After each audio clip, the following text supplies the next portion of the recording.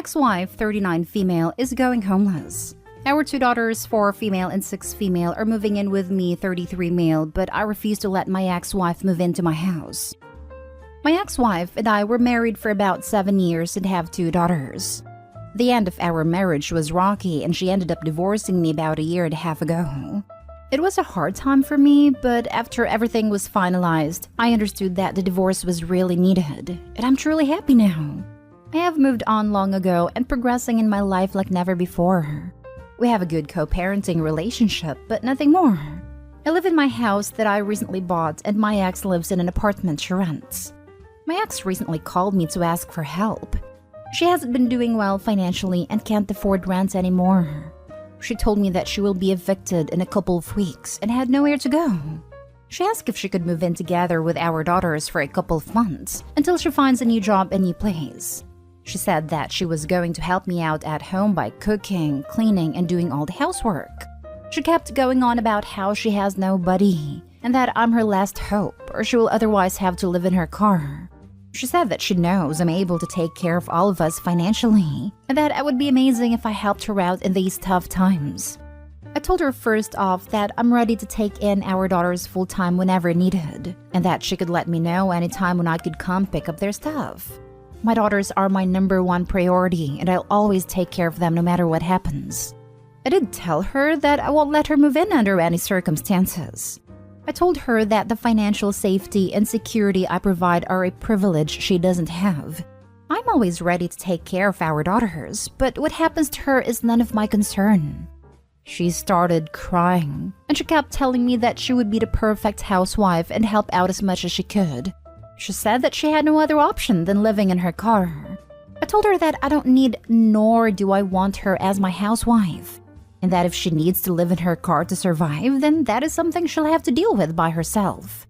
I know that I come off as heartless, but I don't see why it would be my obligation to help her. She isn't my wife anymore, so anything that doesn't concern the kids I truly don't care about. The only obligation I have is taking care of our daughters, and I'm going to do that without hesitation. I don't want to have my ex involved in my life any more than she already is, and have no plan to change that. Do you guys think I owe her help in this situation? Edit. For the people asking about our divorce, she made the last few years of our marriage hell for me. I only put up with her for the sake of our daughters. She also tried to screw me over in the divorce, but it didn't work out for her. I have forgiven her, but I haven't forgotten. I see more negative coming from letting her stay with than positive. She would verbally and sometimes even physically mistreat me.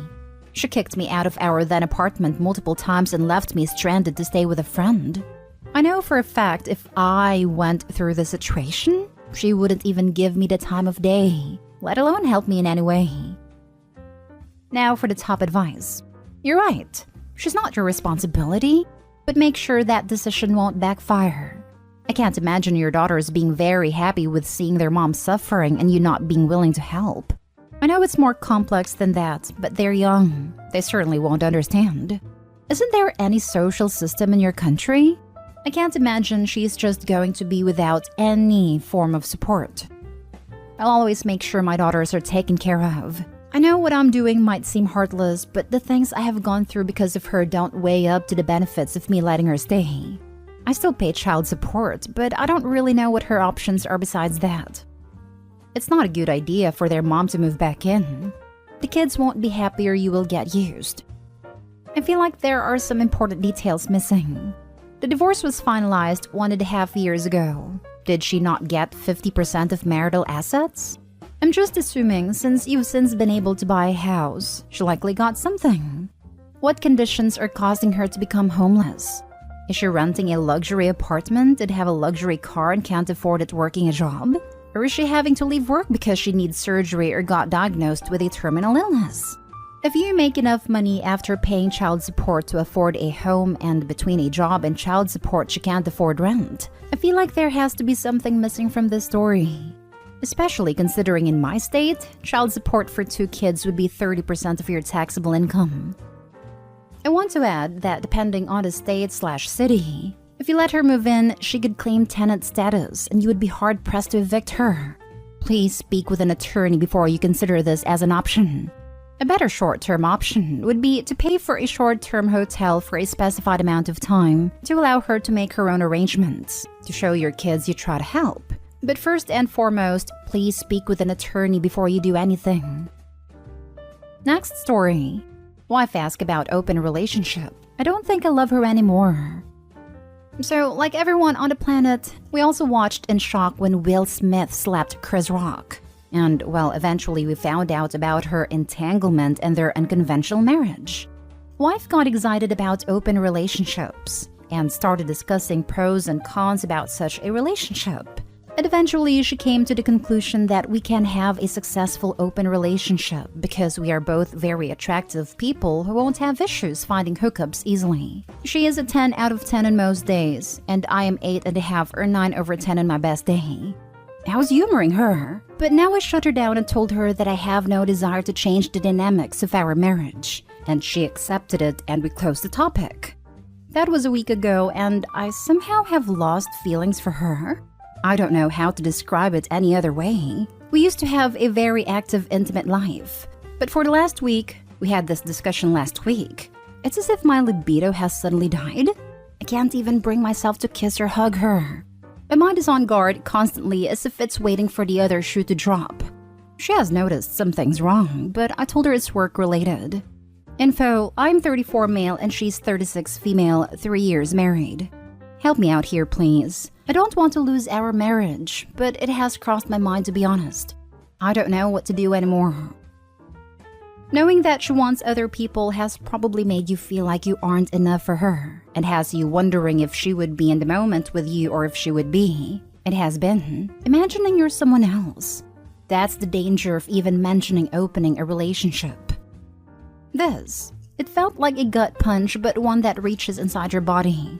I am waiting for her to bring it up again. Maybe it's in a month, year, or decade. Yup. Once your partner tells you they want other people, you can't unknow it. Unfortunately, it often ends relationships because the non-asker can't get past feeling inadequate, and that leads to them shutting off intimately and emotionally. I wouldn't say it's just insecurity or inadequacy. Bringing up the topic of an open relationship also just plain ruins the magic.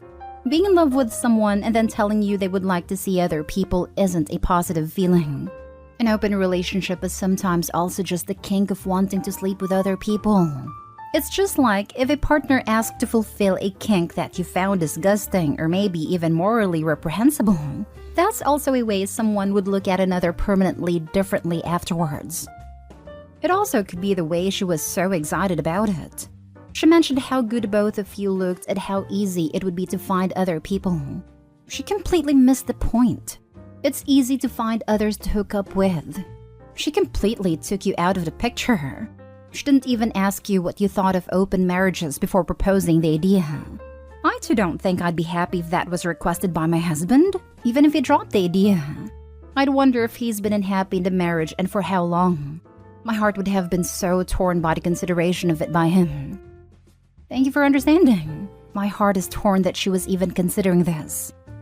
I get it, man. I'd be crushed if my wife was willing to do this, and it would make me question everything I ever thought. I think I'd try marriage counseling. Prof Blum said it well. I'll add that feelings of insecurity are likely to continue and grow worse when you start analyzing what she's doing, where she's going, who she's going/doing it with. If my wife of almost 20 years just started talking about wanting to open our relationship up, I imagine I would be in the same boat as you. Once this topic is broached, there's really no going back from it.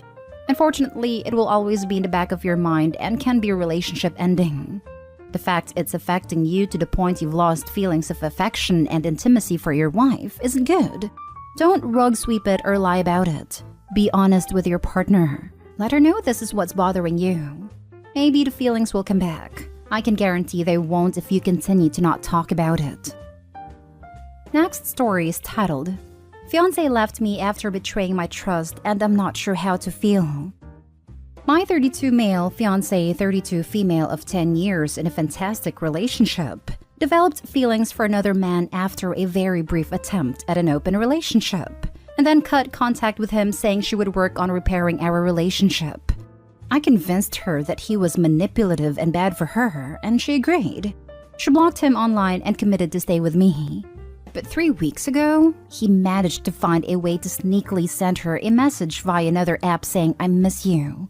She said it brought up emotions in her, but she promised to not respond to him and we moved forward.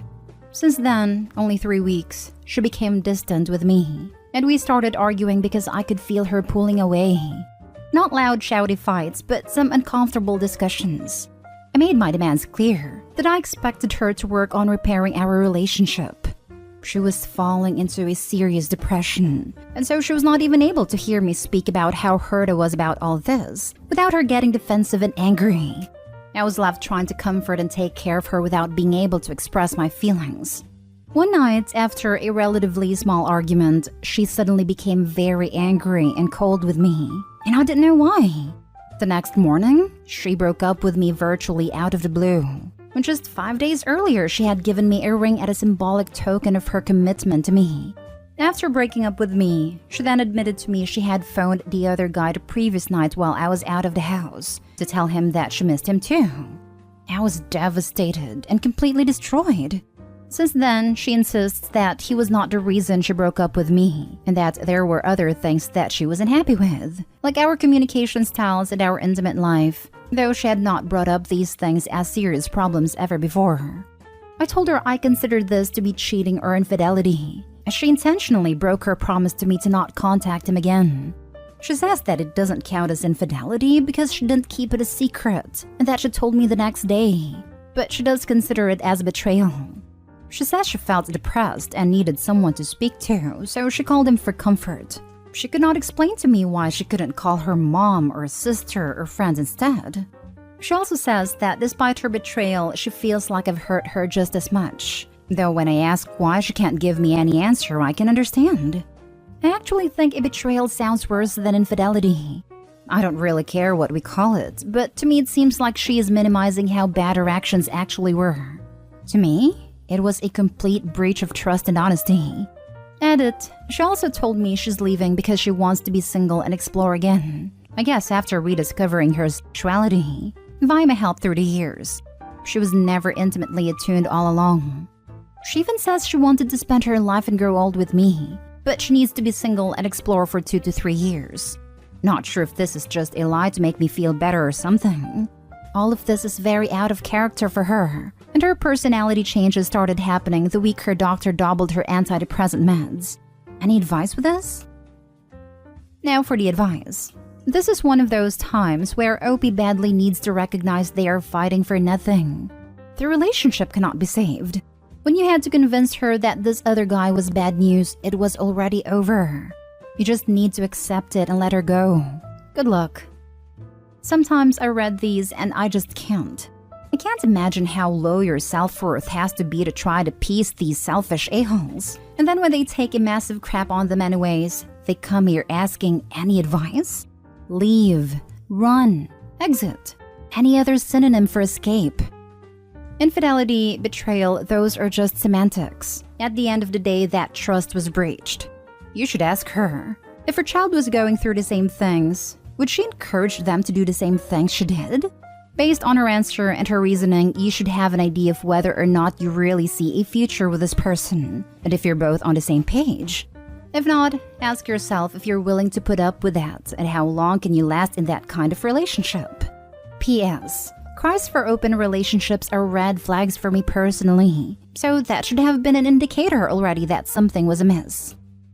Open marriage to attempt to fix something that instead should have been done with investing time on each other, better communication, and couples counseling.